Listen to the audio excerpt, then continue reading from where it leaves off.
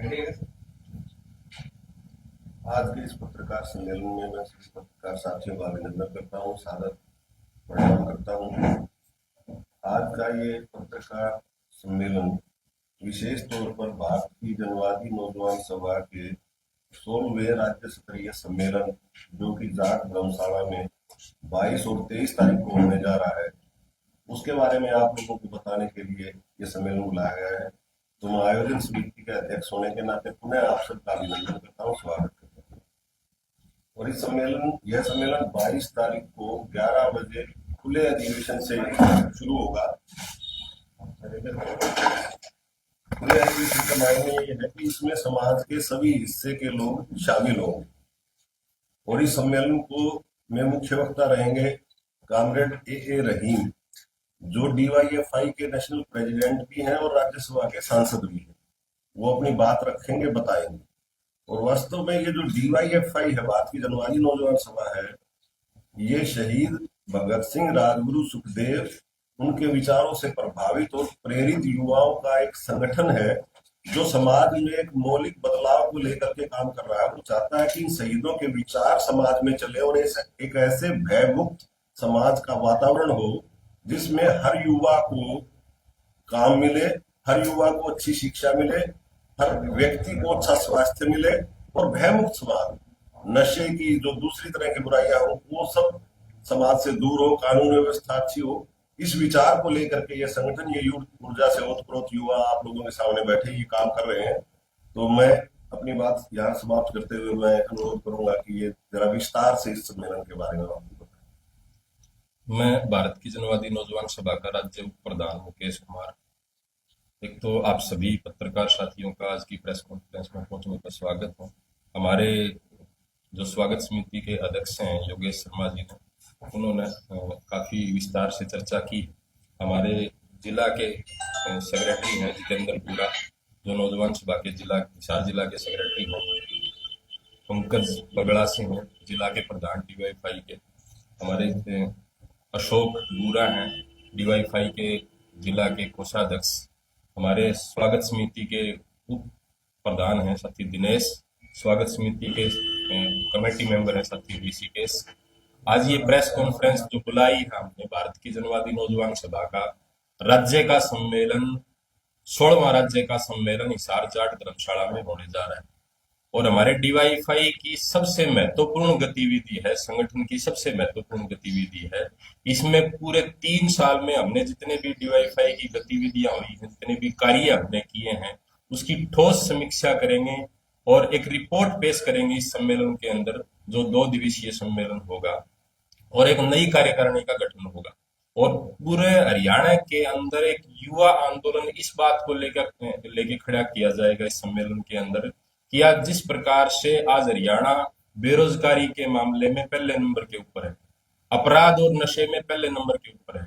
मैं ये कह रहा हूं कि ये जो पूंजीवादी व्यवस्था है, भगत सिंह ने जिस आजादी की के लिए कुर्बानी देते हुए फांसी का फंदा चूमने से पहले जो उनके नारे थे, समाजवाद जिंदाबाद, पूंजीवाद मुर्दाबाद, साम्राज्यवाद मुर्दाबाद, आज उसी विरासत उसी क्रांतिकारी विरासत को आगे बढ़ाने के लिए डीवाईएफआई का ये मानना है कि ये जो आज युवाओं के सामने जो चुनौती है, कोई बेरोजगारी को प्राकृतिक आपदा नहीं है।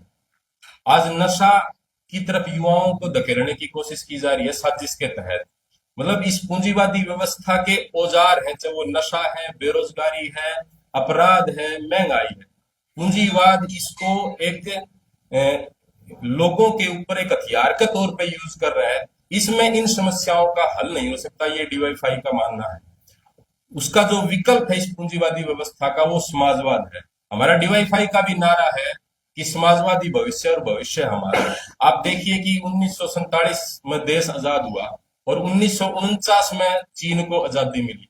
सबसे ज्यादा वहां शिक्षा को बेहतर बनाने के लिए प्रयास किए गए चीन के अंदर। आप क्यूबा देखिए, जो अमेरिका से 80 मील दूर है, वहां स्वास्थ्य के मामले में पहले नंबर पे है। तो इस प्रकार की व्यवस्था यहाँ पे कायम हो ताकि नौजवानों को बेहतर रोजगार मिल सके, गुणवत्तापूर्ण शिक्षा मिल सके, बेहतर स्वास्थ्य मिल सके, इन सवालों को लेके हमारा भारत की जनवादी नौजवान सभा का राज्य का सम्मेलन 22-23 मार्च को होने जा रहा है। और उस मौके के ऊपर हम खुला अधिवेशन कर रहे हैं। उसमें उस खुले अधिवेशन के अंदर हम नाटक की प्रस्तुति करेंगे, जो भगत सिंह की जिंदगी से जुड़ा हुआ नाटक होगा, और उस नाटक का नाम होगा भगत सिंह की वापसी।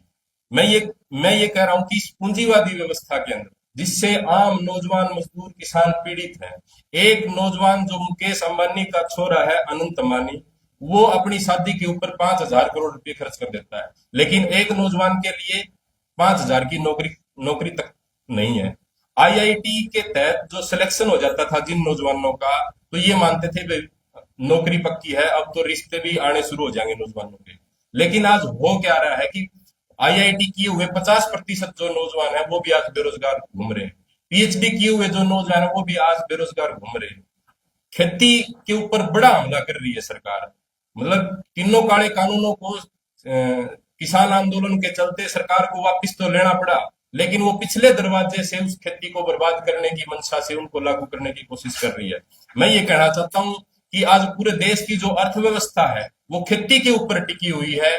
मतलब जब देश में कोरोना आया, तो जब फैक्ट्रियों के ऊपर जब ताले लगाए वहां के मालिकों ने, तो हमारे देश के किसानों ने उनको बचाया, मजदूरों को, किसानों को, उस महामारी के टाइम के ऊपर भी।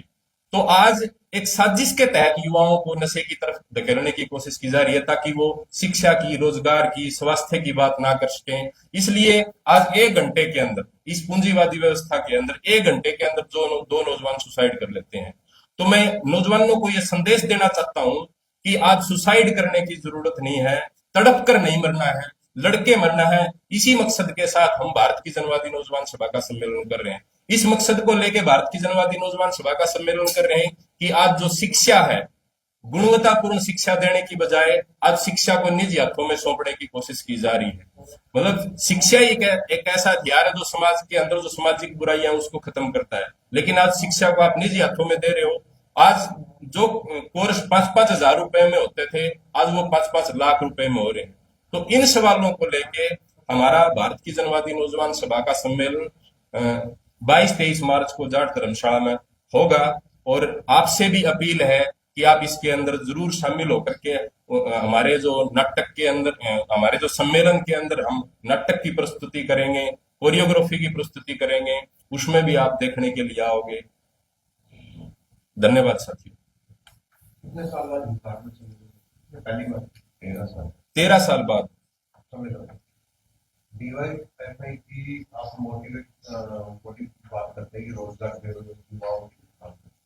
आप खुद को कब चेंज कर पाएंगे? जिस तरह बदलाव हो रहे हैं, संगठन उस तरह चेंज हो रहे हैं, राजनीति चेंज हो रही है, आपका संगठन क्या चेंज हो रहा है? बिल्कुल, मैं ये कह रहा हूं कि मतलब हरियाणा के अंदर जो है ओलंपिक्स खेलों के अंदर जो है 37 मेडल आ रहे हैं हरियाणा के, लेकिन मतलब सबसे ज्यादा बजट जो है ना वो गुजरात के ऊपर और यूपी के ऊपर खर्च किया जा रहा है, जबकि मेडल सबसे ज्यादा यहाँ। तो उसकी जो ऊर्जा है उसको सही दिशा में लगे, ये मकसद डीवाईफाई का है, भारत की जनवादी नौजवान सभा का है कि वो मेडल और आने चाहिए। सरकार का क्या कहना था कि जितने आप मेडल लेके आओगे उतने हम गांव में स्टेडियम बनाएंगे, खेल का सामान देंगे, लेकिन किसी भी गांव में आज तक कोई स्टेडियम जो है वो। लेकिन मैं आपके संगठन की बात करूं कि क्या आपका संगठन बदलाव कर पाया है? आज के 25 साल पहले एसएफआई और आपके डीएफआई की बात करें और आज की बात करें तो इसके अंदर बहुत बदलाव। आप आज भी वही पुरानी बात कर रहे हैं और राजनीतिक दल दूसरे आगे की बात। तो क्या अपने आप को आप इस खुले अधिवेशन पे, आपके राज्य कमेटी के प्रोग्राम से क्या आप अपने आप को बदलने की कोई? बिल्कुल, हमने भारत की जनवादी नौजवान सभा की तरफ से गांवों के अंदर नशा मुक्त अभियान चलाया। हमने गांव के अंदर खेल स्टेडियम करवाए, जहां युवा नशे की गिरफ्त में थे, वहां हमने जब गांव के अंदर खेल करवाने की कोशिश करी और इन्वायरमेंट बनाने की कोशिश करी, तो हमने कोशिश उन नौजवानों ने उस खेल के अंदर बड़ी हिस्सेदारी की। तो हमें ये पूरा विश्वास है कि यदि उनकी जो ऊर्जा है उनको सही दिशा में लगाया जाए, तो हमारे भारत की जनवादी नौजवान सभा सिर्फ केवल भाषणों में और उनमें विश्वास नहीं करती, बल्कि इस व्यवस्था के ऊपर भी। अभी देखो आप, हरियाणा का जो विधानसभा का जो सत्र चल रहा था, उसमें मतलब युवाओं के शिक्षा रोजगार के ऊपर चर्चा होने की बजाय मतलब किसने कितना गोबर खाया उसके ऊपर ज्यादा चर्चा होने लग रही है। तो मतलब जो हमारे जो चुने हुए प्रतिनिधि जो मंत्री जो बोल रहे हैं, तो उनकी भावनाओं में नौजवान भी शामिल हो रहे हैं। तो इसलिए उनको सही दिशा देने का काम, और ये उदाहरण के तौर पर हम कह सकते हैं कि हिसार सिविल हॉस्पिटल के अंदर हमने अल्ट्रासाउंड की मशीन नहीं थी, वहां डॉक्टर पूरे नहीं थे, दवाइयां नहीं थी, उसको लेके हमने संघर्ष किया, तो उसमें हमने कामयाबी भी हासिल की। तो हम लगातार कर रहे हैं। आपकी कंपनी से कितना ट्रांसफॉर्मेशन हो रहा था? आप तो कह रहे हैं हम पिछले कई सालों से लगे, यूथ में कितना ट्रांसफॉर्मेशन बदलाव कितना है? मतलब ये देखो, बदलाव एक प्रक्रिया है। आप इसको ऐसे समझें कि बदलाव एक सतत प्रक्रिया है, लगातार चलने वाली प्रक्रिया है। ये जैसे कह रहे थे कि भाई आपने बदलते परिवेश में अपने आप को कैसे बदला, तो उसके बारे में मैं ये बताता हूँ कि जैसे जैसे परिस्थितियां बदली हैं, वैसे वैसे हमने अपने आंदोलन को और तेज किया है। वैसे वैसे हमने कोशिश किया कि हमारी पहुंच गांव के उस अंतिम व्यक्ति तक भी पहुंचे जो इन चीजों से डिप्राइव्ड है। तो हमारे साथी वहां तक गए हैं। कुछ वहां, उदाहरण की है, ऐसे कोई यूथ का उदाहरण, जैसे नशे पे भी आप बात कर रहे हैं, हाँ हाँ एम्प्लॉयमेंट पे भी बात कर रहे हैं। हाँ हाँ, वही मैं कह रहा हूँ कि जो सबसे बड़ी समस्या आज एम्प्लॉयमेंट की है, उस एम्प्लॉयमेंट को लेकर के जो आंदोलन हमारे साथियों ने किए, उसका असर, मतलब आप इंस्टेंट असर की अगर बात करें, इंस्टेंट कॉफी वाला असर नहीं होता है इन चीजों का। मैं जो कह रहा था, ये एक प्रक्रिया है, ये लगातार लगे हुए हैं और सरकार पे उसका दबाव भी रहता है। जिस तरह से इन्होंने बताया कि नागरिक अस्पताल में दवाइयों की कमी थी या डॉक्टरों की कमी थी, उसको लेकर के आंदोलन किया, तो वहां पे डॉक्टर्स की नियुक्ति भी हुई, दवाइयां भी उपलब्ध हुई। तो इस तरह से ये चलने वाली प्रक्रिया है। हिसार में कहीं पे भी कोई प्रोटेस्ट होता है, कोई भी ऐसा प्रदर्शन होता है, तो भारत की जनवादी सभा के सदस्य जो है वहां पर नजर आते हैं। लेकिन आज जो है भारत की जनवादी नौजवान हाँ हाँ। इनका इन्वॉल्वमेंट कहीं पे भी ना तो कभी देखा गया। तो इनकी क्या कुछ भूमिका पिछले दिनों रही या भविष्य में रहने वाली? क्योंकि भारत की जनवादी सभा जरूर एक्टिव नजर आती है, लेकिन नौजवान सभा वहां कहीं पे भी नहीं नजर आती। बताओ। देखिए, जब भी कोई भी आंदोलन होता है उससे बदलाव निश्चित तौर पे होता है और हम एक्टिव नजर आएंगे और आए भी हैं। पिछले दिनों से गांव में खेलों में लगातार तो मेरा हम सवाल था कि हिसार में जितने भी प्रोटेस्ट होते हैं, जितने भी प्रदर्शन होते हैं, बिल्कुल वहां पे भारत की जनवादी सभा के सदस्य नजर आते हैं, चाहे आपके साथ बैठे साथी हैं या जनवादी महिला समिति के सदस्य हैं, बट नौजवान सभा के कोई भी साथी वहां पर नजर नहीं आते। तो क्या उनका कुछ पिछले दिनों में कोई योगदान रहा है और क्या भविष्य में रहने वाला है, तो किस तरीके का है? नहीं, बिल्कुल नजर आते हैं। किसान आंदोलन में मुख्य भूमिका में थी नौजवान सभा और लंबे समय से काम किया। लाइब्रेरियों के लिए लड़े और काफी काम किया। अभी साथी जो बता रहे थे खेल करवाए और खेलों में काफी योगदान दिया। अभी टूर्नामेंट चल रही है, क्रिकेट की टूर्नामेंट किसी गांव में, वहां पे नौजवान सभा उसकी ऑर्गेनाइजर है। तो लगातार हमारा मूवमेंट लगातार दौड़ रहा है पूरे हरियाणा में। और जींद में बड़ा अच्छा सम्मेलन चल रहा है, गांव दर गांव हम कवर कर रहे हैं, जत्था अभियान, नाटक अभियान, बिल्कुल हमारी भूमिका रहती है। और किसान आंदोलन में जहां तक हम मानते हैं नौजवान सभा की भूमिका, भले ही आप इसमें प्रदर्शनों में उसमें वो कम होके वो स्टेज पर लोगों के इकट्ठा करने के लिए गांव में चौक चौराहे पर नाटक दिखा रही थी, बड़े बड़े कार्यक्रम कर रही थी। तो उसमें बहुत बड़ी संख्या में लोगों को लेके आने का काम नौजवान सभा ने किया। देखो, ये आप किसी भी आंदोलन में है ना, दो तरह की शक्तियां काम करती हैं। एक वो शक्ति है जो फ्रंट पे आपको दिखाई देती है, एक वो शक्ति है जो उस आंदोलन को मोबिलाइज करने के लिए फील्ड लेवल पे काम करती है। तो हमारे जो ये ऊर्जावान साथी हैं डीवाईएफआई के, इन्होंने फील्ड लेवल पे काम किया, मोबिलाइजेशन किया। कोई भी आंदोलन ऐसा नहीं हुआ जिसमें इनकी शिरकत ना रही हो, हर आंदोलन में इनकी शिरकत रही। तो अंतर्राष्ट्रीय कार्यक्रम के बारे में बड़ी विस्तार से कहना बताइए, कब कितने बजे से रहेगा, कहाँ? बताओ। ये वैसे हमने शेड्यूल जो है, बताइए दो। वैसे बताओ। ये जो कार्यक्रम है वो 16वां हमारा जो राज्य सम्मेलन है, ये हर 3 साल में एक बार होता है। और ये इस बार हिसार में हो रहा है 22 और 23 को शहीद आजम भगत सिंह के शहादत दिवस पर। और वो जाट धर्मशाला में होगा। वो ठीक 10:30 बजे शुरू हो जाएगा खुला अधिवेशन।